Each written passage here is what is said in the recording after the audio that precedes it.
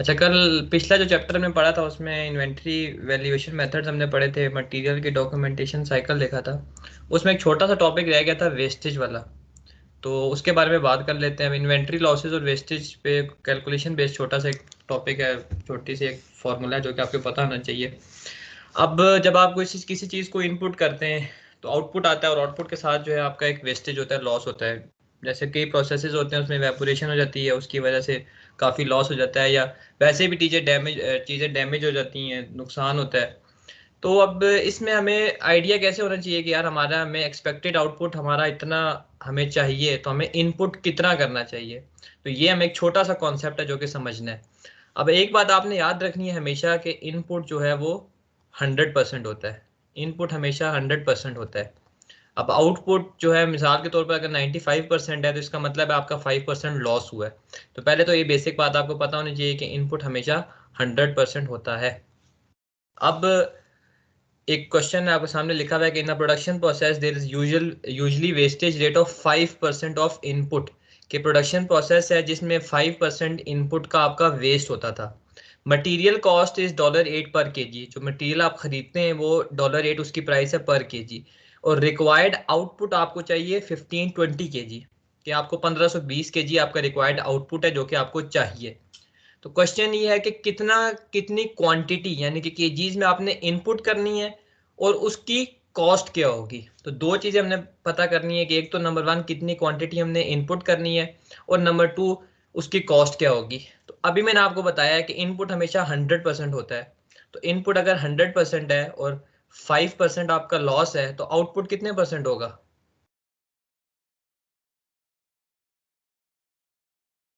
Sir output कितने percent. 95%। बिल्कुल 95% होगा।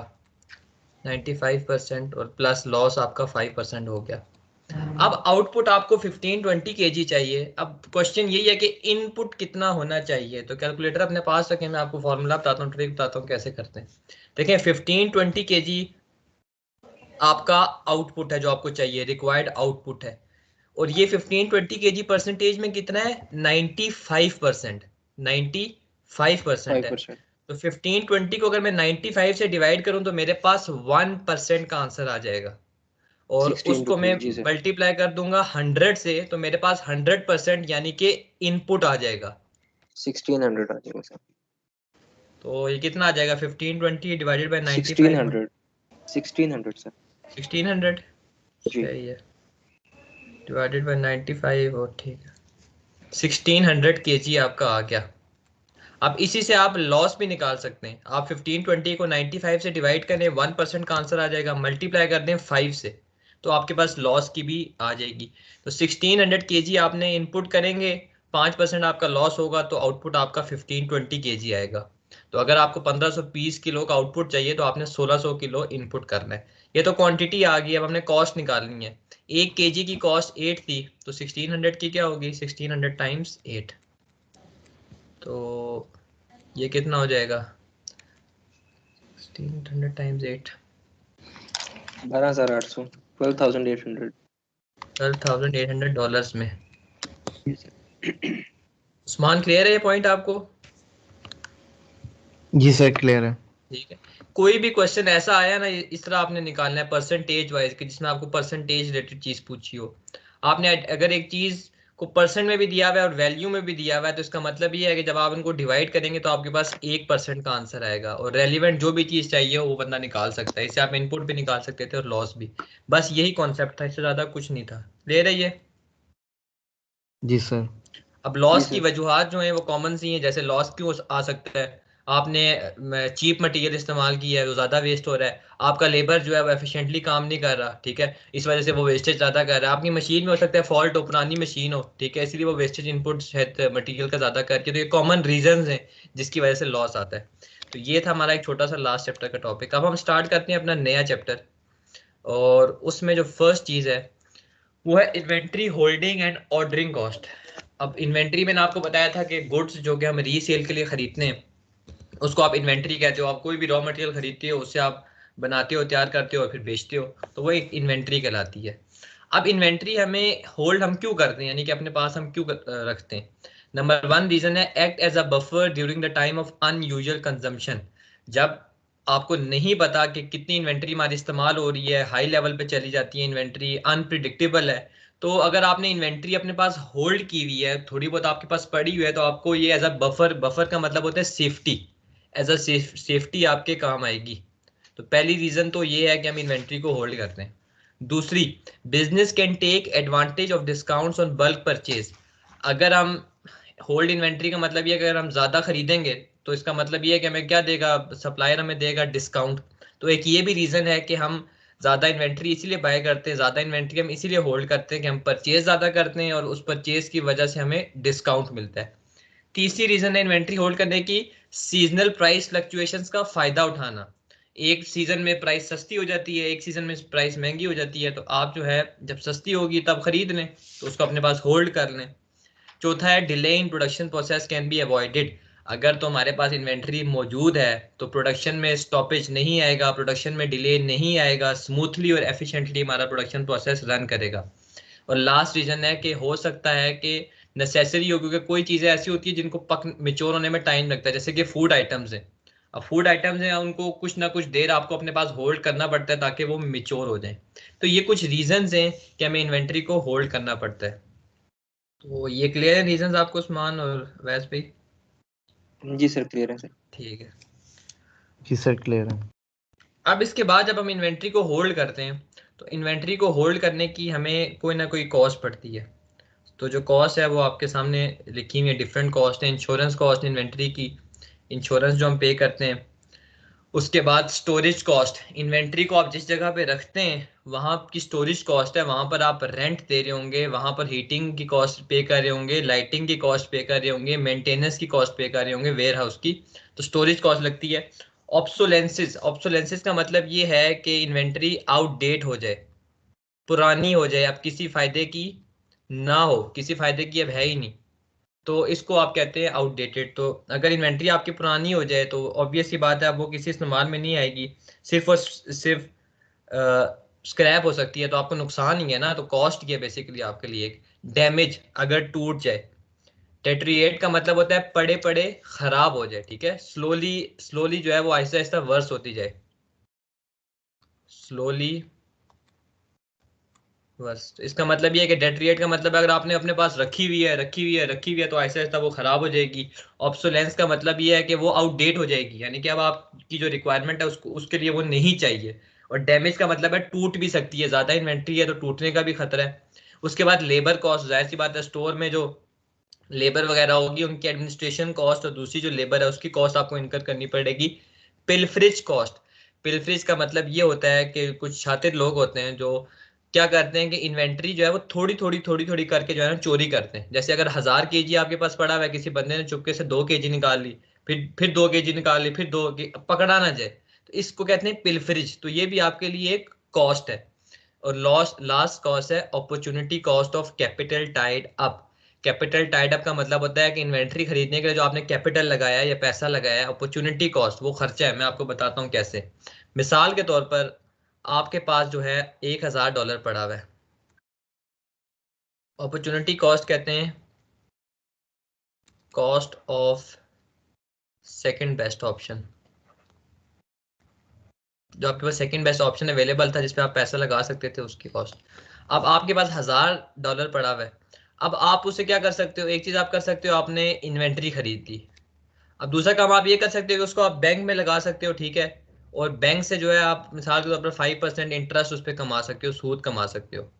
तो अपॉर्चुनिटी कॉस्ट का मतलब ये है कि इस कॉन्सेप्ट को भी हम बहुत बहुत डिटेल से पढ़ेंगे अपनी रेलिवेंट कॉस्टिंग में। अभी आने वाला पूरा चैप्टर है, लेकिन अभी के लिए आपको ये पता होना चाहिए कि अपॉर्चुनिटी कॉस्ट ये है कि ये $1000 आप बैंक में भी तो लगा सकते थे और वहां से 5% यानी कि $50 मंथली या एनुअली कमा सकते थे, लेकिन आपने इसको सेक्रीफाइस किया, आपने सेकंड बेस्ट ऑप्शन को सेक्रीफाइस करके आपने इन्वेंट्री में इन्वेस्ट किया, तो ये कहलाती है अपॉर्चुनिटी कॉस्ट। ठीक है। सर आपकी आवाज नहीं आ रही सर। अब आवाज क्लियर है आपकी? आवाज क्लियर है मेरी?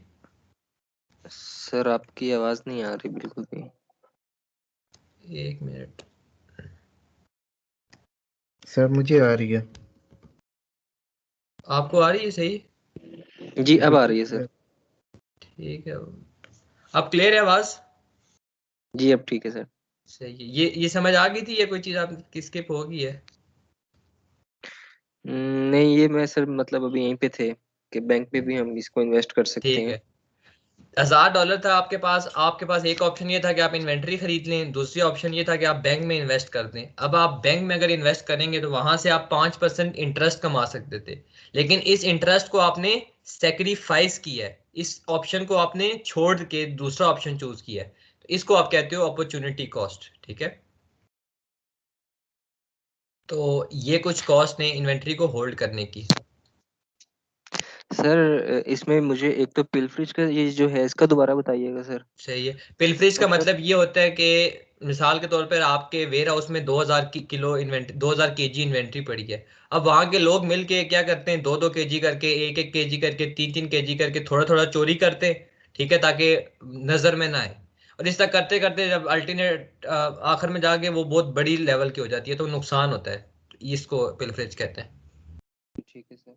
सही सर है। इसको इस टॉपिक को हम इस तरह भी तो लेके चल सकते हैं कि इसके दो पोर्शन बना लिए जाएं, या एक एडवांटेजेस और एक डिसएडवांटेजेस।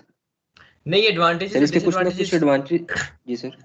एडवांटेजेस ही तो हमने पढ़े ना कि हम इन्वेंट्री को होल्ड क्यों करते हैं। एडवांटेजेस की तो बात नहीं है वैसे, लेकिन यह कि वजह क्या होती है कि एक ऑर्गेनाइजेशन को मटेरियल को, इन्वेंट्री को होल्ड करना पड़ता है, और उसकी कॉस्ट क्या उसको बेयर करनी पड़ती है। जी सर। सही है। तो ये ठीक है। इन्वेंट्री को होल्ड करने की कॉस्ट है। क्लियर है उस्मान आपको भी?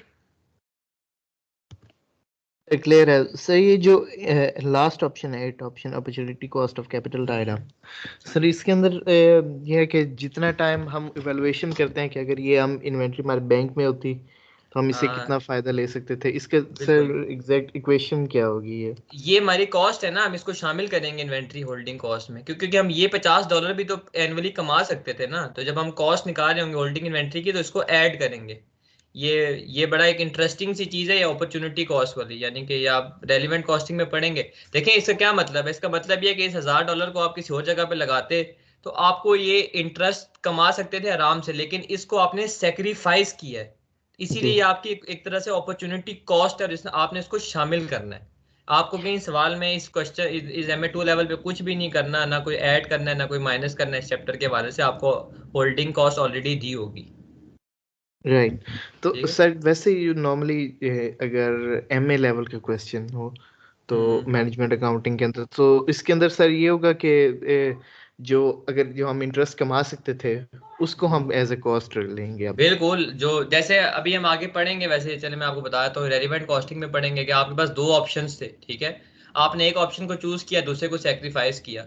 अब दूसरे से जो आपने प्रॉफिट कमा सकते थे उसको आप, जो आपने अभी एज ए चूज कॉस्ट। किया उसकी कॉस्ट में शामिल करेंगे। ये हम पढ़ेंगे प्रॉपर डिटेल से। रेलिवेंट कॉस्टिंग पूरा चैप्टर है आपका MA2 का इसमें, ठीक है। तो फिर ये आसानी हो कुछ, जाएगी समझने में। बिल्कुल बिल्कुल उसमें बहुत डिटेल से क्वेश्चंस आएंगे।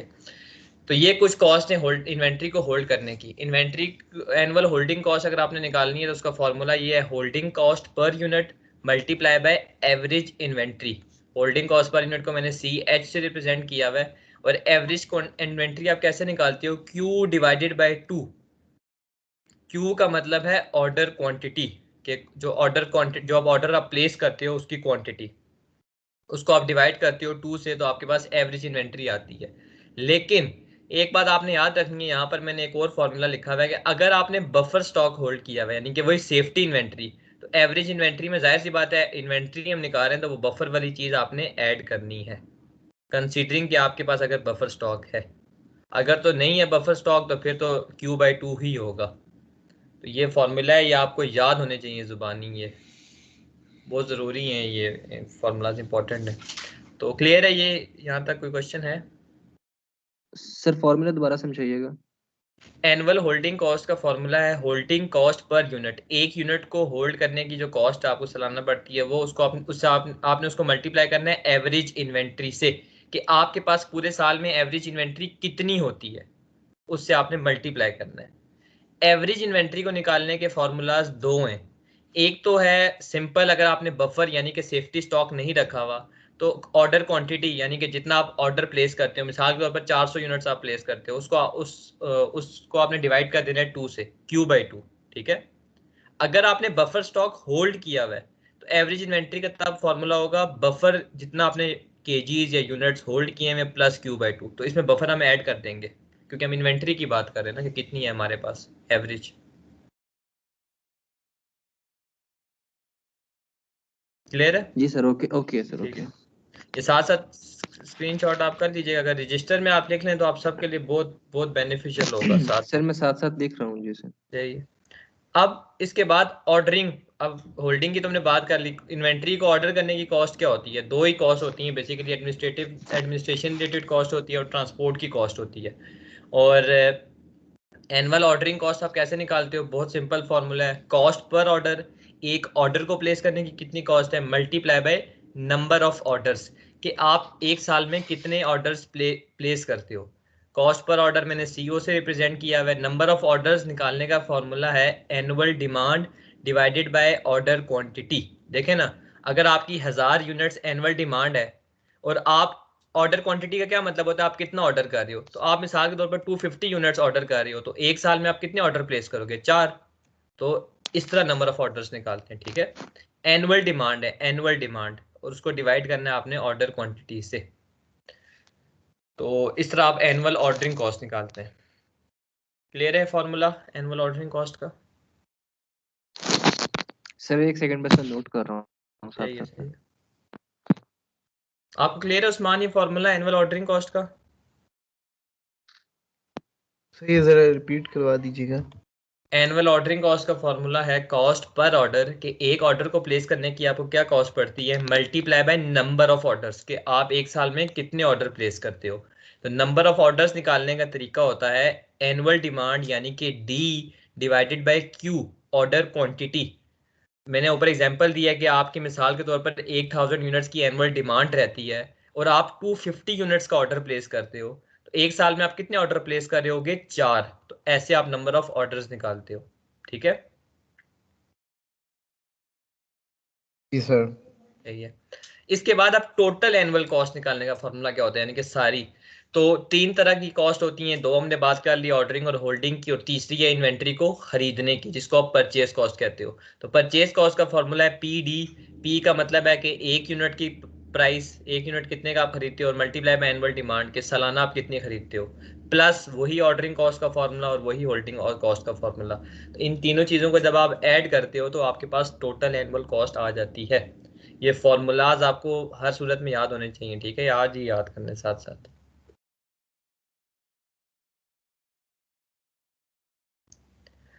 क्लियर है, या आगे मूव करूं?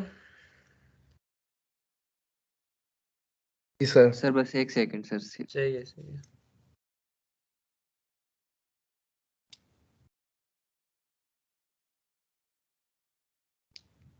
जी सर, ओके। ठीक है। अब इसके बाद कुछ और कॉस्ट है, स्टॉक आउट कॉस्ट होती है। स्टॉक आउट का मतलब ये होता है कि आपको जब इन्वेंट्री चाहिए हो लेकिन आपके पास मौजूद ही ना हो, तो उस सूरत में आपको कंपनी को क्या क्या चीज़ सफ़र करनी पड़ती है। कॉस्ट का ही मतलब होता है ना क्या क्या खर्चे बर्दाश्त करने पड़ते हैं।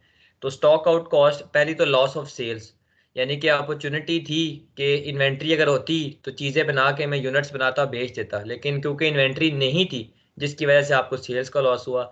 रेपुटेशन लॉस अलहदा, आपको एक मेजर सप्लायर ने एक बड़ा ऑर्डर दिया, ठीक है कि यार मुझे ये इस टाइम पे चाहिए, लेकिन आप नहीं उसको उस टाइम पे दे सके, तो आपकी कंपनी की रेपुटेशन पे, इज्जत पे, गुडविल पे फर्क पड़ा।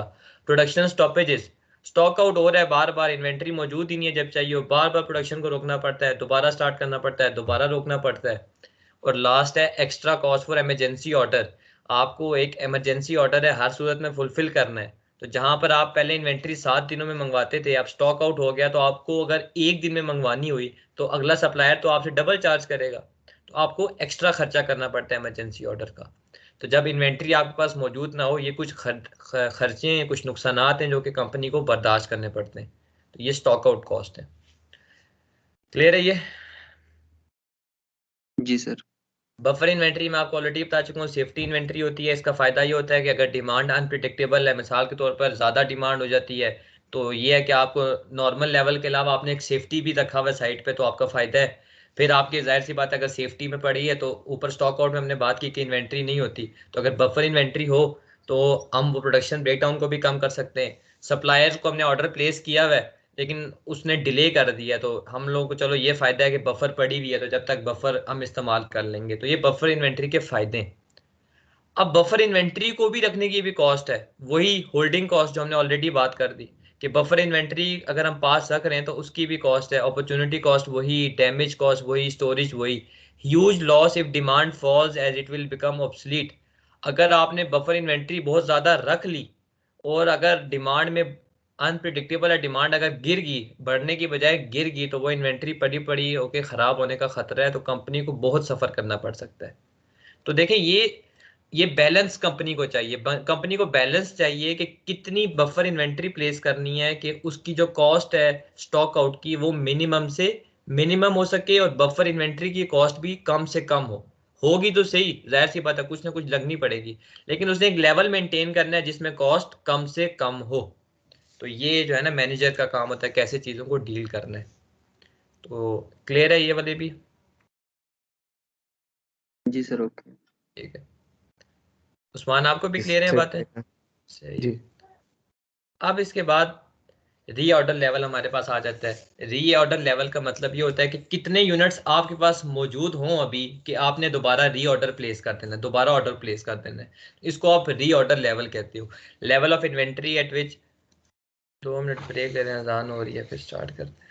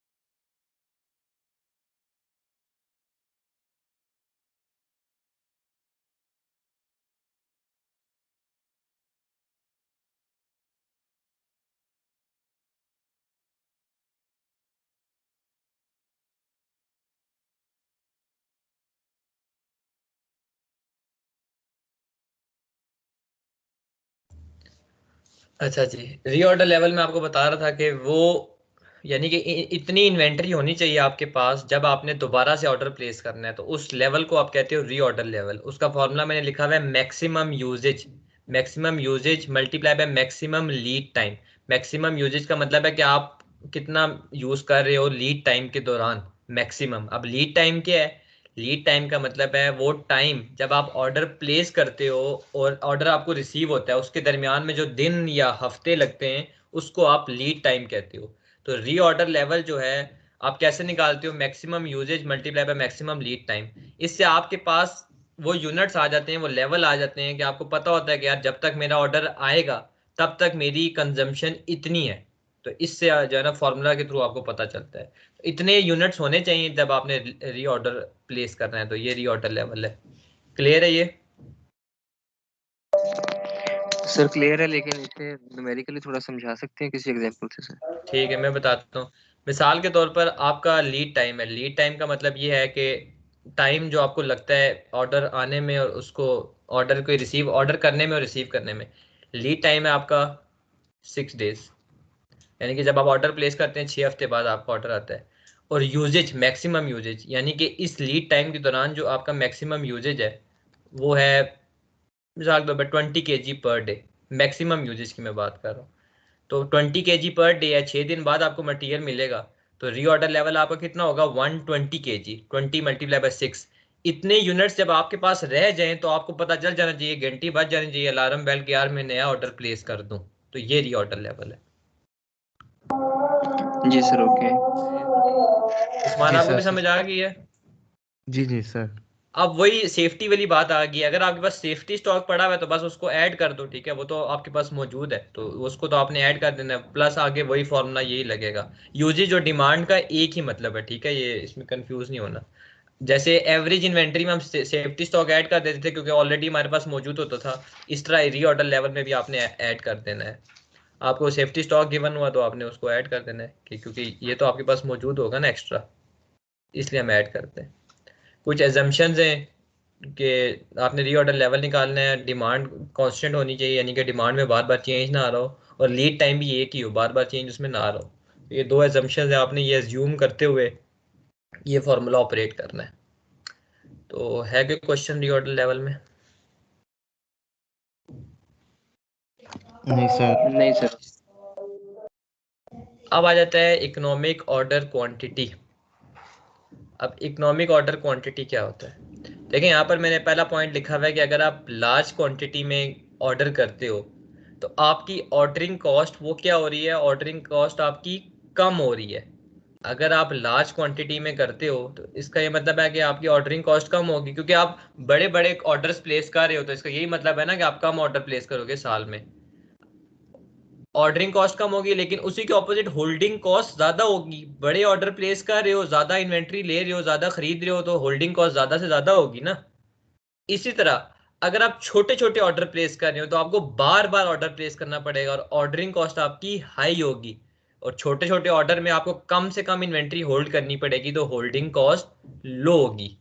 अब क्वेश्चन ये अराइज होता है मैनेजर के लिए कि यार अब मैं क्या प्लेस करूं, मैं क्या बैलेंस फाइंड करूं कि जिससे मेरी ऑर्डरिंग और होल्डिंग कॉस्ट है वो कम से कम हो। तो उस बैलेंस को, उस ऑर्डर क्वांटिटी को कि जो हमें करनी चाहिए, इकोनॉमिक ऑर्डर क्वांटिटी कहते हैं। ये बात, ये पॉइंट आपको समझ आया? जी sir. Sir. Economic order quantity का फॉर्मूला आपके सामने लिखा हुआ है, square root 2C0D divided by CH। Exam में आपको एग्जाम शीट में गिवन होगा, लेकिन जुबानी भी इतना मुश्किल नहीं है। वही मतलब है, C0 का वही मतलब है कॉस्ट पर ऑर्डर जो हम बात कर चुके हैं, डी का वही मतलब है एनुअल डिमांड। एग्जामिनर कई दफा मंथली डिमांड देता है, कई दफा क्वार्टरली डिमांड देता है, और लड़का जो स्टूडेंट होता है वही लिख के जो है ना सारा कुछ सॉल्व करके आ जाता है। एनुअल डिमांड है। और CH का वही मतलब है कि एक यूनिट को annual holding cost per unit, के एक यूनिट को होल्ड करने का आपको क्या कॉस्ट पड़ती है। तो इससे आप डिवाइड करेंगे, आपके पास जो क्वांटिटी आएगी उसका नाम है economic order quantity.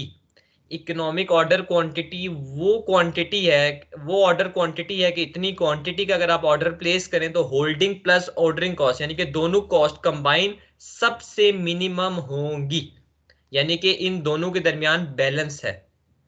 Economic order quantity का सवाल करते हुए आपने तीन, इकोनॉमिक ऑर्डर क्वांटिटी को ऑपरेट करते हुए, यूज करते हुए आपने तीन एजम्पशंस रखनी है। नंबर वन, आपको डिमांड भी पता है और लीड टाइम भी पता है और उसमें कोई चेंजेस नहीं आएंगी। परचेज प्राइस कांस्टेंट रहेगी और कोई बफर इन्वेंट्री आपने हेल्ड नहीं की हुई। ये तीन एजम्पशंस हैं, आपने एज्यूम करना है। इन एजम्पशंस को बेस बनाते हुए आपने इस फॉर्मूले को यूज करना है। तो ये इकोनॉमिक ऑर्डर क्वांटिटी कहलाता है। ये बात क्लियर है आपको? जी सर। ठीक है। Yes sir.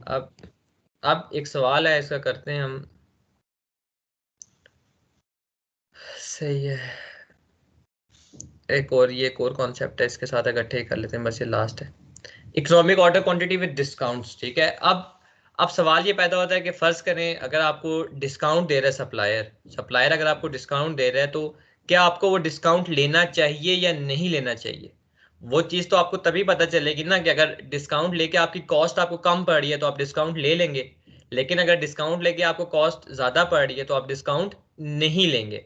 अब डिस्काउंट का इफेक्ट क्या होता है, डिस्काउंट से क्या क्या फर्क पड़ता है? अगर आप डिस्काउंट लेते हो तो नंबर वन, आपकी परचेज प्राइस क्या होगी, कम होगी।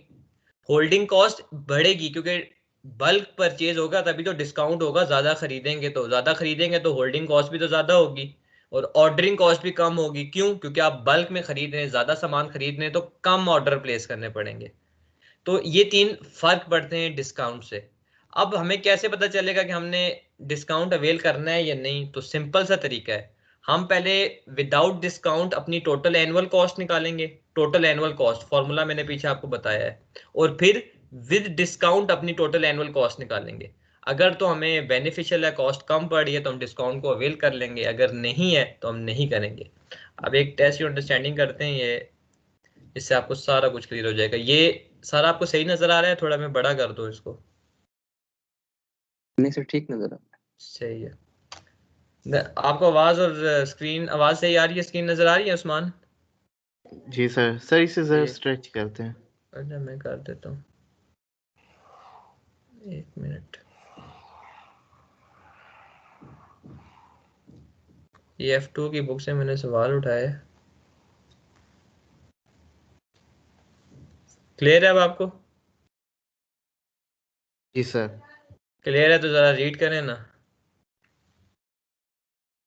Walton Limited is a retailer of beer beer की barrels. बात कर रहे हैं, आराम क्वेश्चन है, लेकिन चलें फिर भी कर लेते हैं, आगे चलें।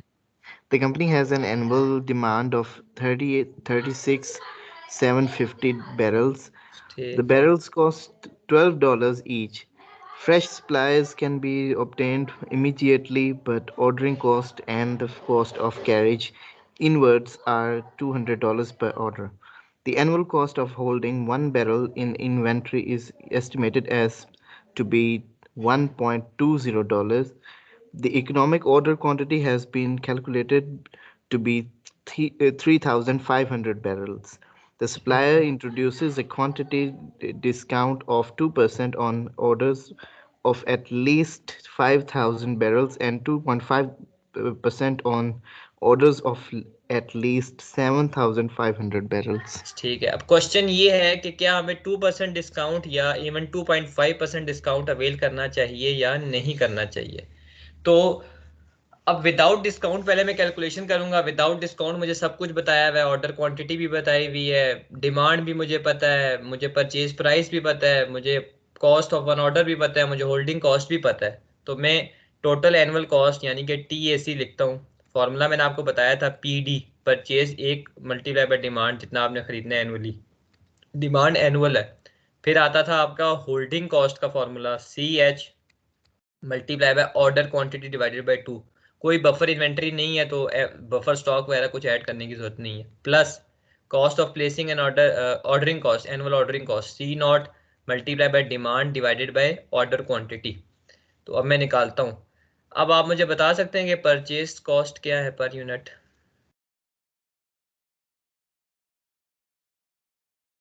परचेज कॉस्ट पर यूनिट क्या है? क्वेश्चन में देखें, आपको नजर आ जाएगी। $12. बिल्कुल।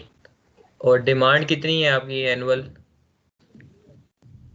सर एनुअल डिमांड जो है 36,750 barrels. ठीक है। इसके बाद प्लस में होल्डिंग कॉस्ट निकालता हूँ। एक यूनिट को होल्ड करने की एनुअल कॉस्ट कितनी है? है 1.20। 1.2। ऑर्डर क्वांटिटी कितनी है? तो ये निकालनी पड़ेगी। ऑर्डर क्वांटिटी हमें यहाँ पर ऑलरेडी गिवन है वैस पे, ये देखें ना, economic order sir quantity already given है, हैज बीन 3500 कैलकुलेटेड, बैरल। ठीक है ठीक सर। है, तो जी सर। 3500 बैरल्स है, डिवाइडेड बाय 2। ऑर्डरिंग कॉस्ट मैंने निकालनी है, प्लस में कर देता हूँ। एक को ऑर्डर प्लेस करने की कॉस्ट है 200, मल्टीप्लाई बाय एनुअल डिमांड है 36750, और इसको मैं डिवाइड कर दूंगा ऑर्डर क्वांटिटी से, यानी कि 3500 से। अब मुझे आप लोग कैलकुलेट करके बता दें कि क्या आंसर है, टोटल एनुअल कॉस्ट क्या है, मुझे कितनी कॉस्ट पड़ रही है विदाउट डिस्काउंट?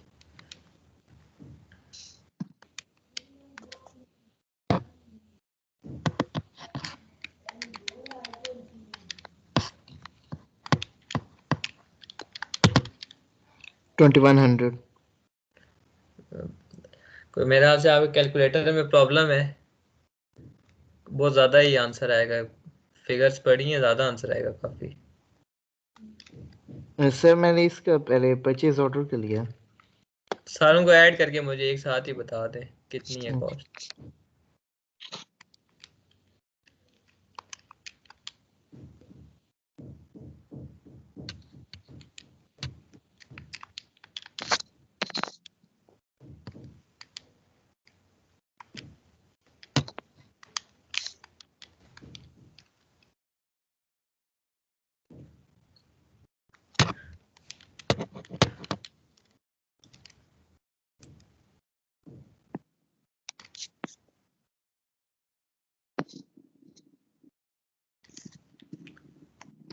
12 मल्टीप्लाई बाय 36750 ये आ जाएगा 441000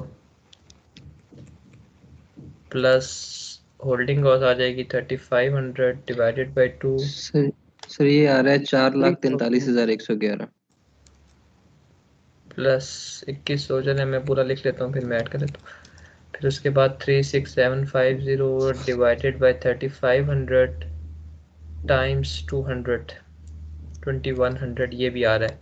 अब एक बात आपने याद रखनी है, मैं आपको इंटरेस्टिंग चीज बताता हूँ। अगर आप इकोनॉमिक ऑर्डर क्वांटिटी इस्तेमाल कर रहे हैं ना, तो आपकी होल्डिंग कॉस्ट और ऑर्डरिंग कॉस्ट सेम होंगी हमेशा। ये बात आपने याद रखनी है। अगर आपने इकोनॉमिक ऑर्डर क्वांटिटी यूज कर रहे EOQ, तो आपकी एनुअल होल्डिंग कॉस्ट और एनुअल ऑर्डरिंग कॉस्ट हमेशा सेम होंगी। ये बात आपने याद रखनी है। सर उसकी क्या वजह, क्यों होनी चाहिए, मतलब ये सेम ये? इसी तरह सेम ही आती है ना इसका, क्योंकि ये सेम होती है कम से कम होती है, ये सेम होती है और इसका सम मिनिमम से मिनिमम होता है। EOQ कहते हैं इसे। 445200 आ रहा है मेरा। वैसे भाई आप जरा दोबारा चेक करें। सर ठीक है, आपका आंसर ठीक आ रहा है। ठीक है, ये देखें, ये EOQ हम किस लिए इस्तेमाल करते थे कि हमारी ऑर्डरिंग कॉस्ट मिनिमम से मिनिमम हो। तो EOQ इस्तेमाल करते हुए हमेशा हमारी कॉस्ट जो है ना, वो ऑर्डरिंग कॉस्ट और ये होल्डिंग कॉस्ट हमेशा हमारी सेम ही आती है। ये टू सम रूल है, ये फॉर्मूला इस तरह डिजाइन हुआ होता है कि सेम होती है। ठीक है, और इनका जी सर सम ठीक है। मिनिमम होता है, यानी कि ये वो लेवल है, ये वो ऑर्डर क्वांटिटी है जहां पर आपकी ऑर्डरिंग और होल्डिंग कॉस्ट कंबाइंड सबसे कम पे होंगी, सबसे मिनिमम लेवल पे होंगी। तो विदाउट डिस्काउंट तो हमें ये कॉस्ट पड़ी है टोटल। अब हम पहले देखते हैं कि 2% डिस्काउंट के साथ हमें क्या फर्क पड़ा है। सर आपकी आवाज नहीं आ रही फिर से।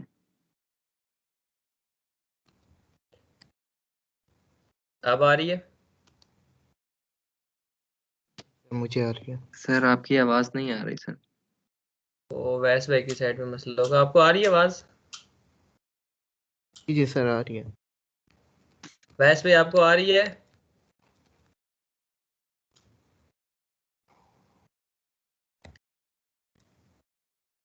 तो आवाज इंटरनेट आ के इशू। उनकी साइड से इशू है शायद, इसी वजह से, वरना आपको भी ना आती मेरी साइड से बता दो।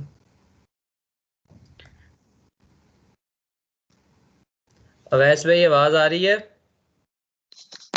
जी सर अब बोलिएगा।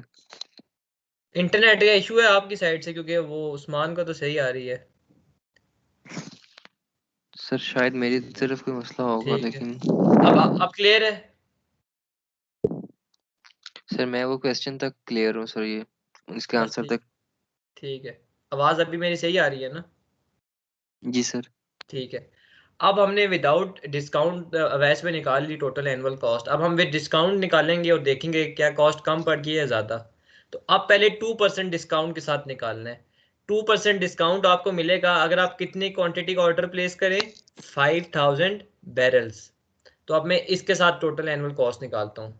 टोटल एनुअल कॉस्ट में सबसे पहले आता था PD। तो अब आप मुझे बताएं परचेज प्राइस कितनी होगी, आप दोनों बताएं।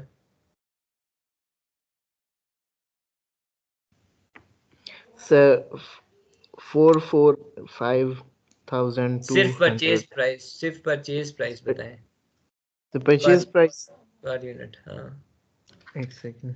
अब हमें 2% डिस्काउंट मिल रहा है और हमने 5000 बैरल्स का ऑर्डर प्लेस कर रहे हैं। तो उस्मान कितनी होगी परचेज प्राइस पे? तो कैलकुलेट कर रहा हूँ सर। निकाल है सर 60,000। सिर्फ एक यूनिट की है वैसे भाई, जी सर। सिर्फ एक की पूछ रहा हूँ, एक यूनिट की परचेज प्राइस। पहले आप कितने का एक यूनिट खरीद रहे थे? सर 36,750। नहीं नहीं, मैं परचेज प्राइस पर यूनिट बता रहा हूँ। 36,750 तो अवैस भाई एनुअल डिमांड है ना, ये देखिए annual demand. The company has an annual demand, ठीक है sir. The barrel cost 12 58 each. Point. ये अभी आपने बोल दिया ना कि द बैरल कॉस्ट 12 ईच, के एक बैरल की जी सर। कॉस्ट 12 है। तो मैं यही पूछ रहा हूँ उस्मान के एक बैरल की कॉस्ट कितनी है। तो ये तो विदाउट सर डिस्काउंट थी। अब तो वैसे भी हमें डिस्काउंट मिल रहा है ना। अब हम जी 2% सर। डिस्काउंट पे कैलकुलेशन कर रहे हैं। तो अब कितनी होगी परचेज प्राइस पर बैरल? सर 11.76। बिल्कुल उस्मान, 2% डिस्काउंट मेरा है तो 11.76 होगी। जी सर, ये मैंने वो मैं ग्रॉस अमाउंट में से निकाल लिया मैं था। नहीं नहीं मैं पर पूछ रहा हूँ, मैं ये फॉर्मूला दोबारा नहीं लिख रहा, यही फॉर्मूला इस्तेमाल कर रहा हूँ, ठीक है। मैं डायरेक्ट वर्किंग कर रहा हूँ क्योंकि फॉर्मूला ऑलरेडी एक दफा लिखा हुआ है। तो परचेज जी प्राइस 11.76 है, डिमांड हमारी है 36750 प्लस।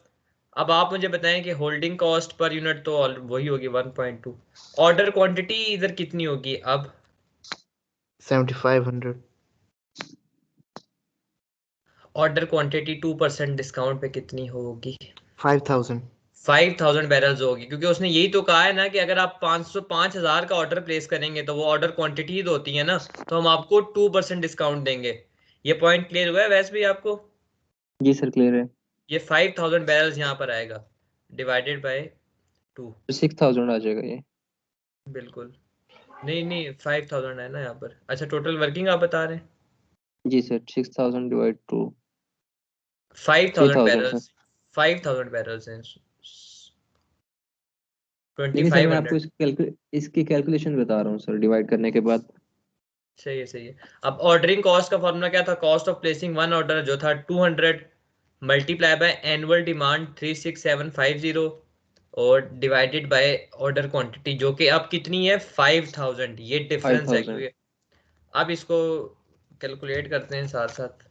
आप देखिएगा आपकी एनुअल होल्डिंग कॉस्ट और ऑर्डरिंग कॉस्ट सेम नहीं आएगी क्योंकि आप इकोनॉमिक ऑर्डर क्वांटिटी इस्तेमाल नहीं कर रहे।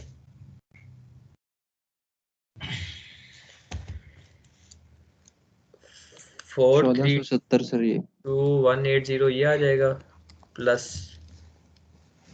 5000 डिवाइडेड बाई 2 टाइम्स 1.2 ये आ जाएगा आपके पास 3000 और ऑर्डरिंग अच्छा, कॉस्ट आपके पास आ जाएगी तो इसका आंसर है 4,36,650। Divided by 5000। आप भी साथ साथ उस्मान करें, ठीक है, ये कैलकुलेटर पे कैलकुलेट करें। आपकी कैलकुलेशन जो है ना वो डे वन से थोड़ी गड़बड़ी जा रही है कैलकुलेटर इस्तेमाल करते हुए भी। कितना आ गया ये टोटल करके वैसे भाई? सर मैंने इरेज कर दिया, 4,36,000 कुछ आ रहा था सर। मैं ऐड कर देता हूँ 1470 प्लस 3000 प्लस 432180। 4,36,650। बिल्कुल। तो क्या हमें 2% डिस्काउंट लेना चाहिए कि नहीं लेना चाहिए? सर लेना चाहिए। बिल्कुल लेना चाहिए क्योंकि हमारी कॉस्ट क्या आ रही है? कम आ रही है। कम आ रही है सर। तो ऐसे आपको पता चलेगा कि यार क्या मैंने डिस्काउंट अवेल करके अपनी इकोनॉमिक ऑर्डर क्वांटिटी से बाहर निकलूं या ना निकलूं, क्योंकि इकोनॉमिक ऑर्डर क्वांटिटी में तो हमने क्या एज्यूम किया था कि परचेज प्राइस क्या रहेगी? कांस्टेंट रहेगी, ठीक है। तो अब जी हमें सर जी कैसे सर। पता चलेगा कि यार क्या मैं अपनी इकोनॉमिक ऑर्डर क्वांटिटी से हट के कोई ऑर्डर प्लेस करूं या नहीं करूं? तो हमने देखना है कि यार जो मुझे डिस्काउंट मिल रहा है उसके साथ क्या मेरी एनुअल कॉस्ट कम हो रही है या ज्यादा हो रही है। ऐसे आपने करना है। जी सर। जी सर। क्लियर है उस्मान आपको यहाँ तक? जी सर क्लियर है। ठीक है, अब हम 2.5% डिस्काउंट पे वर्किंग करेंगे।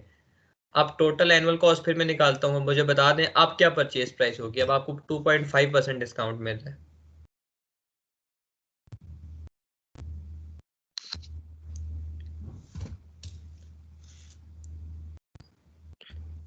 11.7 होगी क्योंकि अब आपको इस पे डिस्काउंट मिल रहा है 2.5 का। तो इतनी होगी, इतनी है ना वैसे भाई? जी सर 11.7 आ रही मेरी भी। मल्टीप्लाई बाय 36750 वही एनुअल डिमांड है प्लस वही cost of holding one order है। तो अब ऑर्डर क्वांटिटी कितनी है? सर 7,500। बिल्कुल, क्योंकि 7500 पे हमें 2.5% डिस्काउंट मिल रहा है जी सर। प्लस ऑर्डरिंग कॉस्ट जो है हमारे पास आ जाएगी वही 200 मल्टीप्लाई बाय 36750 डिवाइडेड बाय 7500। ये वर्किंग कर लें टोटल क्या आएगा 11.7 multiply by 36750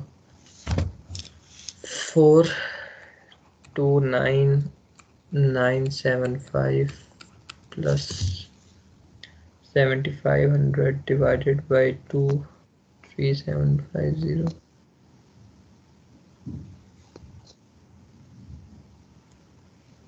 sir 4,35,455।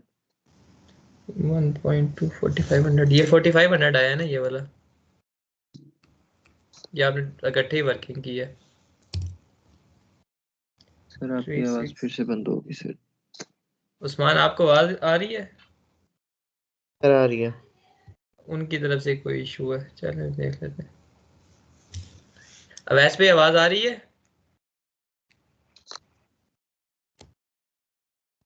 Hello Awais पे आवाज आ रही है?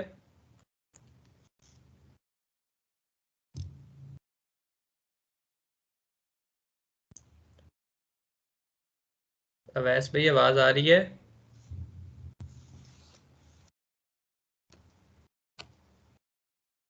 उन मीटिंग ही शायद लीव कर दी है, दोबारा आ गई। सर लीव नहीं करी, वो खुद ही बंद हो गया था सर। दे आपकी क्या साइड से कोई इशू क्या है, रहा क्योंकि था? वो उनको आ रहा है नजर, उनको आवाज आ रही है। या आपको जब आवाज नहीं आती तो स्क्रीन भी स्टॉप हो जाती है, लिखा हुआ साथ साथ नजर आ रहा होता है, जस्ट वॉइस का मसला होता है? नहीं सर, सिर्फ वॉइस का मसला होता है। ये कोई यहाँ पर नेटवर्क प्रॉब्लम होगा। 435 455 ही आ रहा है।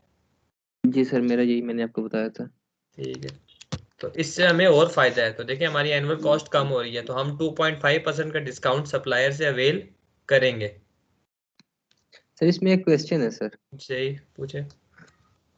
सर हम डिस्काउंट की वजह से हम ये मतलब डिस्काउंट तो हम अवेल कर रहे हैं सर, ले रहे हैं। हम्म। लेकिन सर हमारी होल्डिंग कॉस्ट भी तो साथ साथ बढ़ रही है फिर, क्योंकि हमारी क्वांटिटी लेकिन बढ़ रही है। तो हमने तो टोटल एनुअल कॉस्ट की बात करनी है ना, हमारी ये कॉस्ट एनुअल कॉस्ट भी तो कम हो रही है, परचेज कॉस्ट भी तो हमारी कमी आ रही है ना। हमने तो ये देखना है कि हमारे लिए फायदेमंद क्या चीज़ है।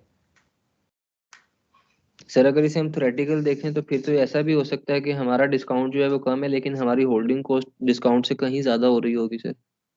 देखे ना कि ज्यादा जो कि कितनी ज्यादा होगी हमें नजर आ रही है। पहले जो हमारी होल्डिंग कॉस्ट थी वो 2100 थी, ठीक है। फिर हमने टू जी परसेंट सर। डिस्काउंट लिया, वो 3000 होगी। फिर हमने 2.5% डिस्काउंट लिया, मतलब ज्यादा चीजें खरीदी, 7500 बैरल्स लिए, तो 4500 होगी। 4500 तो होगी जी सर। होल्डिंग कॉस्ट तो बिल्कुल आपकी बात ठीक है कि वो तो कम हो रही है, लेकिन ऑर्डरिंग कॉस्ट जो है उसको भी तो देखें। पहले 2100 थी, 2100 से 1470 होगी, 1470 से 980 होगी, कम हो रही 980 है। होगी। इसी तरह परचेज कॉस्ट भी आपकी कितनी गिर रही है, 441,000 से 432,180 होगी, 429,975 होगी, तो कितनी कमी आ रही है ना। जी सर। तो हमने तो ओवरऑल देखना है ना कि टोटल हमें खर्चा कितना, टोटल खर्चा हमें कितना फायदा कितना हमें हो रहा है, खर्चा कितना हमारा कम हो रहा है। तो इस जी सर। हिसाब से हमने देखना है। देखिए रीजन ये होती है ना कि इकोनॉमिक ऑर्डर क्वांटिटी तो वो ऑर्डर क्वांटिटी है जहां पर आपको मतलब कि आपकी holding plus ordering cost minimum होती है। उसकी एजम्पशन में हमने पढ़ा था कि हम परचेज प्राइस की एज्यूम करते हैं कांस्टेंट है। लेकिन जी सर। कभी कभार ये होता है कि सप्लायर आपको जरा हट के सोचने में मजबूर कर देता है, यार मैं तुम्हें परचेज प्राइस पे डिस्काउंट दे देता हूँ। तब हमने क्या जी ट्रीटमेंट करनी है, तब क्या हमने अपनी order quantity economic order quantity से हटना है या नहीं। तो इसलिए हम ये जी सर। वर्किंग्स करते हैं। जी सर। ठीक है, क्लियर है उस्मान आपको भी ये? जी सर क्लियर है। सही है। अब इन्वेंट्री कंट्रोल लेवल्स हैं कि कितनी हमारे पास मिनिमम इन्वेंट्री हमारे पास होनी चाहिए और कितनी मैक्सिमम इन्वेंट्री होनी चाहिए। आवाज आपको आ रही है ना वैसे पे? जी सर आ रही है। ठीक। सिंपल से दो फार्मूलाज हैं। मिनिमम इन्वेंट्री का मतलब है कि मैनेजमेंट को ये पता होना चाहिए कि यार इससे अगर इस लेवल से अगर इन्वेंट्री मिनिमम होगी तो कंपनी को जो है ना वो ट्रबल हो सकती है, तो इतनी ज़्यादा कम नहीं होनी चाहिए। फॉर्मूला उसका सिंपल है, री order level minus average demand multiply by average lead time. देखें यहाँ पर एवरेज लिखा हुआ है वैसे भाई, डिमांड भी और लीड टाइम भी। क्वेश्चन में जी आपको सर। ऐसे आया होगा कि वो लिखा होगा कि यार मिनिमम लीड टाइम है, कि कम से कम हमें ऐसा लगता है कि यार कभी कभार 4 दिनों में भी आ जाता है ऑर्डर, और मैक्सिमम लीड टाइम वो है मिसाल के तौर पर 8 डेज। तो जी सर। अगर आपने मिनिमम इन्वेंट्री कंट्रोल लेवल निकालना है और ये फॉर्मूला यूज करना है, तो आपने इन दोनों का क्या लेना है, एवरेज। सम जो लेना है कि है, इनको, फिर डिवाइड कर देंगे जी बिल्कुल सर। बिल्कुल। और जो आपका फॉर्मूला था लीड टाइम वाला, उस पे आपने कौन सा लेना है, मैक्सिमम लीड टाइम।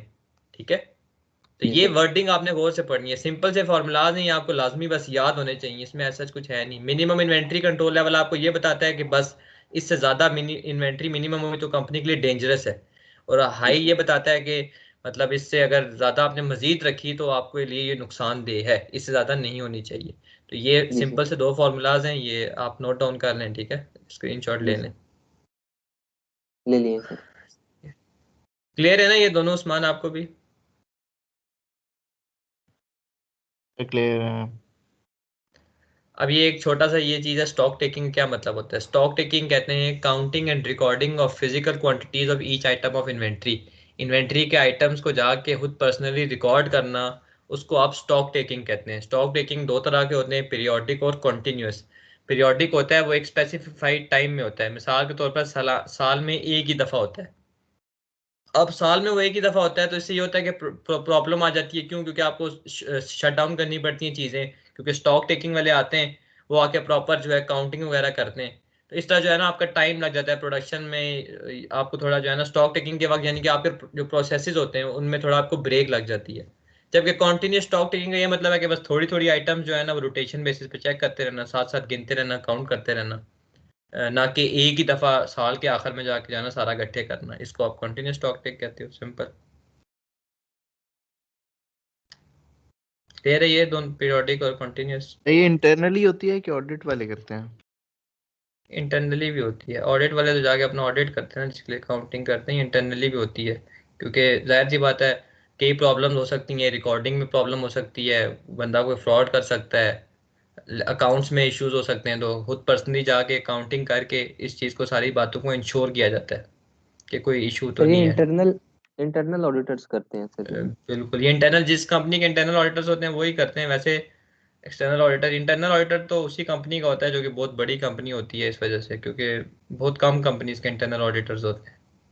जी कोई सर। मैनेजमेंट का बंदा ही जो है ना ये काम कर रहा होता है। अब लास्ट चीज़ है इस चैप्टर की, इसके बाद ये चैप्टर फिनिश है।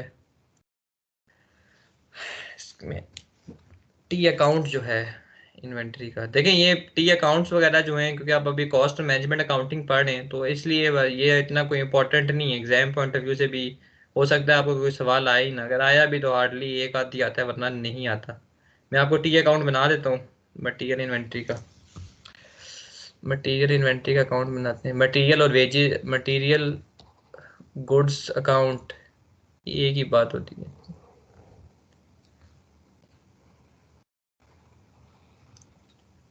मटीरियल इन्वेंट्री अकाउंट,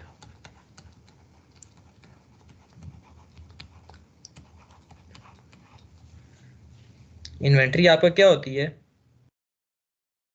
एसेट होती है, लाइबिलिटी होती है, क्या होती है? एसेट होती है एसेट सर। होती है। ओपनिंग बैलेंस कहाँ पे आएगा?